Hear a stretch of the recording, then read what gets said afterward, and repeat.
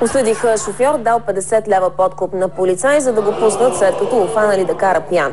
При рутинна проверка двама полицаи спрели посред нощ центъра на Карлово Volkswagen Golf. От него слязал Владимир Панджиков.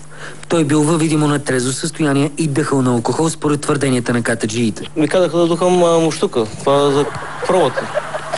Един път духам, втори път духам, 3 пъти духам, 4 пъти духам. Обаче явно те се ядосват. Виждаш, ама духа. Какво да духам? Аз не съм духач. Така им каза директно и се ядосват.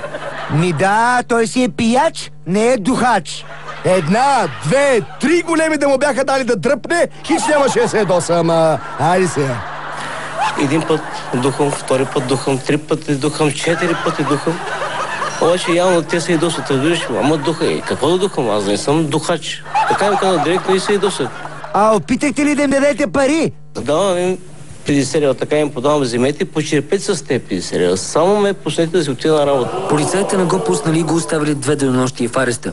През това време го уволнили от работа. След като научила, съпругата му го изоставила. Ей, на това му казвам тройно критичен ден. Добре, че поне парите не са му взели на човека. Давам им 50 лева, така им подавам, вземете, почерпете с те 50 лева. Само ме пуснете да си отида на работа. И ако си мислите, че този човек беше откровен, нека видим какво е откровен.